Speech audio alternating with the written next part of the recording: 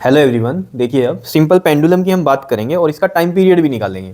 तो देखो simple pendulum, simple सी अगर हम डेफिनेशन बनाएं इसकी तो वो क्या है, कहते हैं if a heavy point mass is suspended bye a mass less and inextensible string with a rigid sport. मतलब ये क्या कह रहा है, कह रहा है कि अगर हम एक हैवी पॉइंट मास जिसे हम बोब बोलते हैं, ठीक है, उसे एक थ्रेड से लटकाएं।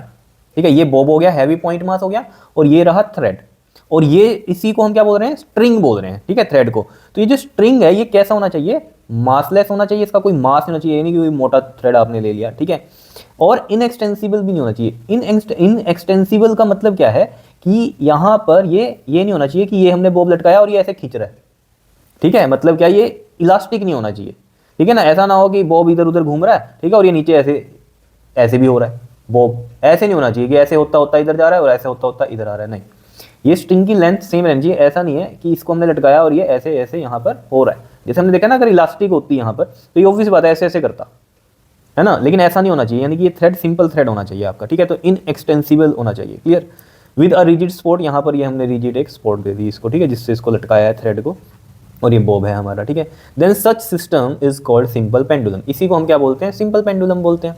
और अगर हम जनरल इसकी बात करें तो यहाँ पर हमने लिख दी है क्या, कि a simple pendulum is obtained by suspending, suspend किया हुआ है, इसको लटकाया हुआ है, अ स्मॉल मेटल बॉब, ये स्मॉल मेटल बॉब है हमारे पास, बाय अ लॉन्ग, ये long and fine cotton thread, fine cotton thread with मतलब कहाँ से, रिजिड स्पोर्ट, रिजिड स्पोर्ट ये दे दी हमने। ठीक है, कहीं पर तो बांधना पड़ेगा ना इसको। क्लियर है, तो ये क्या है हमारे पास, बॉब है, बॉब, इसको हम बॉब बोलते हैं। ठीक है, क्लियर है इतनी बात।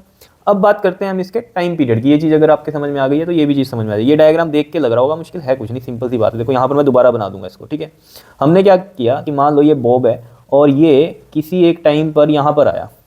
ठीक है, ये डिस्प्लेसमेंट हम वाई में ले रहे हैं बिकॉज हमने वाई में ही कंसीडर की थी, तो ये डिस्प्लेसमेंट हो गई वाई में। ठीक है, और ये जो एंगल बना रहा है ये थीटा बना रहा है थ्रेड वर्टिकल से। ठीक है, यहाँ पर था बॉब, अब इधर गया, फिर इधर जाएगा, इधर जाएगा, यही होगा।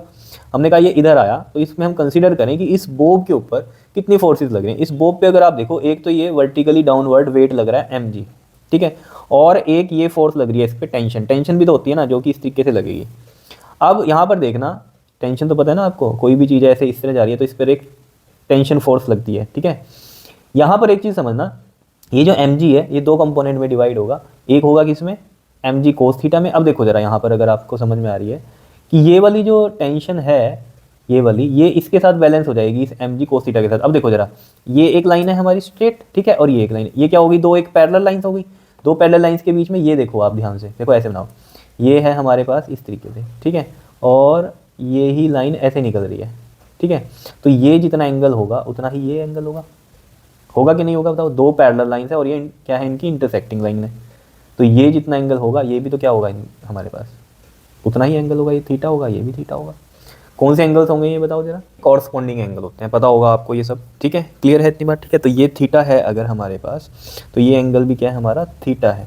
तो ये थीटा है, तो ये बन गया mg कोस थीटा, और यहाँ से ये इधर ये बनेगा mg साइन थीटा। ठीक है, क्लियर है इतनी बात या नहीं बताओ। अब देखो जरा, ये mg साइन थीटा कौन सी है, अगर हमारे पास हम देखें, देखो इस टेंशन के साथ तो ये कैंसिल आउट हो जाएगा mg कोस थीटा। ठीक है, mg दो कंपोनेंट में डिवाइड हुआ, mg कोस थीटा, थीटा के साथ वाला mg कोस थीटा, और दूसरा mg साइन थीटा। t के साथ तो ये mg cos theta balance out हो गया। ये mg साइन थीटा जो है ये कौन सा है, ये रीस्टोरिंग फोर्स का काम कर रहा है। यहाँ पर आपको पता है जब ये बॉब इधर जा रहा है तो इस पर एक अपोजिट फोर्स लगती रहती है, तभी तो ये यहाँ रुकता है और फिर अगेन यहाँ आता है। तो जब ये इधर डिस्प्लेस कर रहा होता है तो इसके अपोजिट साइड एक फोर्स लग रही होती है कंटिन्यूसली, वो कौन सी होती है, रीस्टोरिंग फोर्स, जिसको आपको पता है F इक्वल में क्या होती है, माइनस के kx, और यहाँ डिस्प्लेसमेंट मैंने y में लिया तो ये ky होती है। तो यहाँ पर ये देखो, ये फोर्स अपोजिट में लगती है ना, और यहाँ पर हमें mg साइन थीटा मिल रही है इस साइड पे, तो ये mg साइन थीटा ये क्या है, ये वाला f रीस्टोरिंग फोर्स का काम करेगी mg साइन थीटा।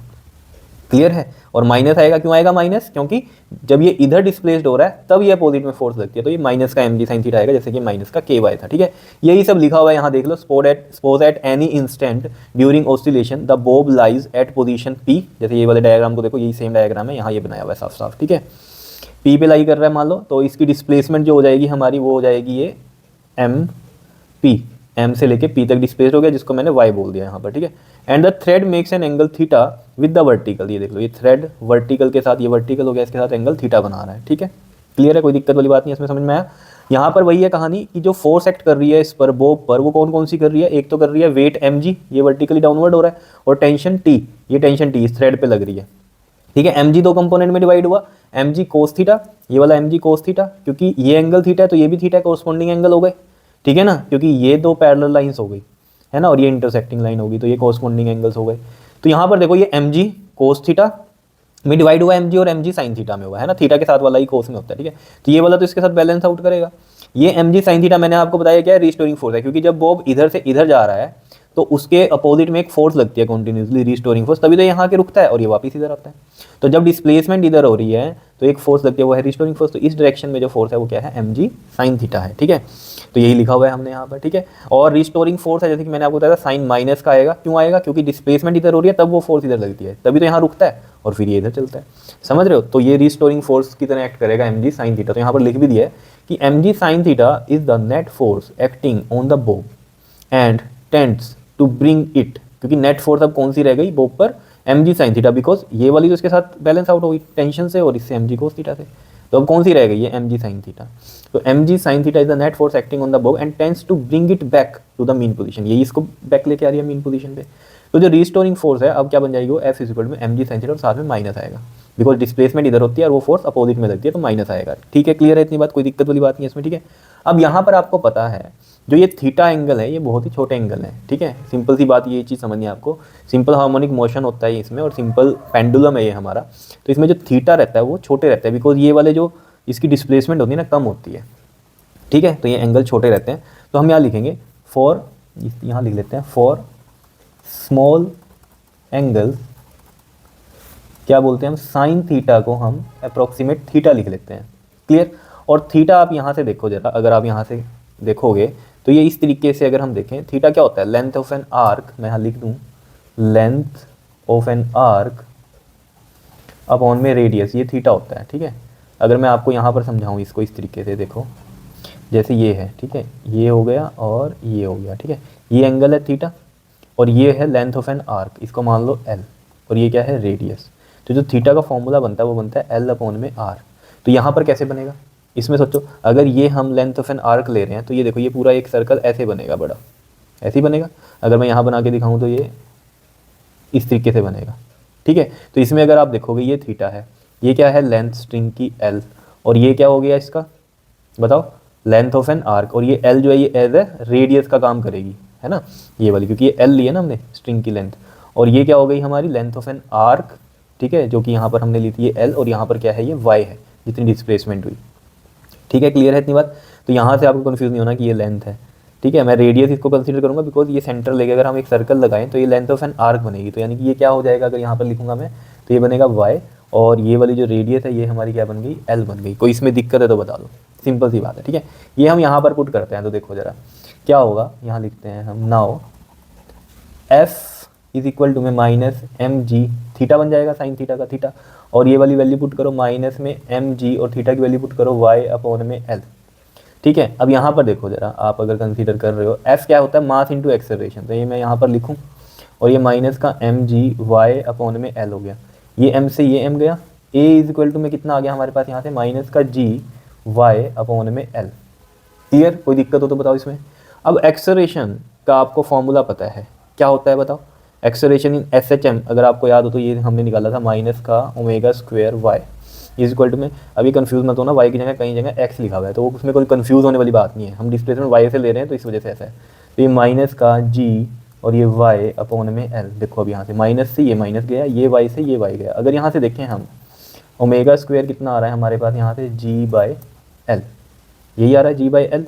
अब यहाँ पर देखो ज़रा, अगर ये ओमेगा स्क्वायर है ये, तो मैं यहाँ ओमेगा कितना हो जाएगा, ये स्क्वायर हटेगा तो यहाँ पर ये रूट में आ जाएंगे, रूट जी और रूट एल, तो मैं कंबाइन करके लिख दूँ इसको ऐसे जी अपॉन में एल, नहीं तो ये ऐसे बनेगा ना, स्क्वायर हटेगा, ये होता क्या है वैसे तो आपको पता ही है, यहाँ स्क्वायर रूट कर दो, यहाँ स्क्वायर रूट कर दो, square root on both side, तो स्क्वायर रूट से स्क्वायर कट जाएगा तो ये बचेगा ओमेगा, और यहाँ स्क्वायर रूट रह जाएगा, ये कहानी है, ये तो पता ही है आपको, ठीक है। अब ओमेगा की वैल्यू क्या होती है अगर आपको याद है तो 2 पाई एफ होती है, मैं यहाँ लिख भी देता हूँ, देखो इधर ओमेगा क्या होता है 2 पाई एफ, और एफ क्या होता है बताओ 1/t, तो ओमेगा की वैल्यू यहाँ से कितनी आ जाएगी 2 पाई बाई टी, याद आया कुछ ऐसा, तो यहाँ वैल्यू पुट करो, क्योंकि मेरे को टाइम पीरियड चाहिए ना, तो 2 पाई बाई टी रखेंगे इसको, और ये जी बाई एल रूट में, ठीक है। अब देखो यहाँ पर हम क्या करेंगे, टी को इधर ले जाओ और ये रूट जी बाई एल इधर ले आओ, 2 पाई, ठीक है।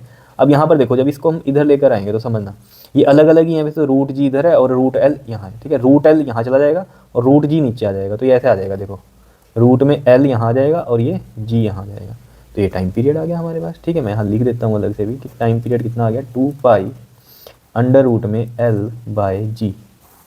बताओ क्लियर है इतनी बात, आया समझ में? 2 पाई अंडर रूट में एल बाय जी। अब यहाँ पर आपको समझ में आ रहा होगा जो टाइम पीरियड है सिंपल पेंडुलम का वो लेंथ पर डिपेंड कर रहा है और किस पे डिपेंड कर रहा है, एक्सेलरेशन ड्यू टू ग्रेविटी पे। क्लियर, उस पर डिपेंड कर रहा है, मास पे डिपेंड नहीं कर रहा टाइम पीरियड। मास, ये जो बॉब का मास है ना, ये बॉब है जो पेंडुलम है जो, ये क्या है, इसका मास जो है उस पर डिपेंड नहीं कर रहा टाइम पीरियड, ये चीज़ मेन है इसमें। तो यही लिखा हुआ है, the time period of the simple pendulum depends on its length and acceleration due to gravity but is independent of mass M of the bob. क्या इतनी बात क्लियर है? बताओ, आया समझ में? सिंपल ही था, कुछ नहीं था, सिंपल सी कहानी थी कि जो यहाँ एम जी एक्ट कर रहा है वो दो कंपोनेंट में डिवाइड हुआ, M G cos theta, M G sine theta. M G cos theta तो कैंसिल आउट हुआ टी से, एम जी साइन थीटा बचा, वो हमारे रिस्टोरिंग फोर्स आई, तो एफ इक्वल में minus M G sine theta. फिर हमने क्या किया, थीटा स्मॉल है तो साइन थीटा को थीटा ही लिख दिया, थीटा की वैल्यू लिख दी हमने, एल अपॉन में क्या होता है आर, तो उसके अकॉर्डिंग यहाँ पर क्या बनी है हमारी length of an arc upon में रेडियस होती है ना, तो लेंथ ऑफ एन आर्क क्या बनी थी यहाँ पर हमारी वाई, और ये रेडियस ये वाली एल बन गई थी, तो वाई बाय एल आ गया। ये वैल्यूज पुट करी सब कुछ, ठीक है। एफ की वैल्यू हमने एम ए भी पुट करी क्योंकि फोर्स क्या होता है, मास इंटू एक्सेलरेशन भी होता है। फिर एक्सेलरेशन भी हमें पता माइनस ओमेगा स्क्वायर वाई होती है, वो भी वैल्यू पुट करी कर करके फिर ओमेगा की वैल्यू पता थी हमें 2 पाई/टी होती है, T is the time period, तो फिर उससे हमने निकाल दिया अपना टी। क्लियर है? बताओ आ रहा है समझ में? इजी था या नहीं था? बताओ, कुछ मुश्किल तो नहीं था, सिंपल था, लेकिन फंडा क्या है कि आपका बेसिक जो है वो क्लियर रहना चाहिए, हमें पता होना चाहिए कि क्या हो रहा है टॉपिक में, ठीक है ना, रट्टा नहीं मारना किसी भी चीज़ पर। Clear? Okay ji, thank you.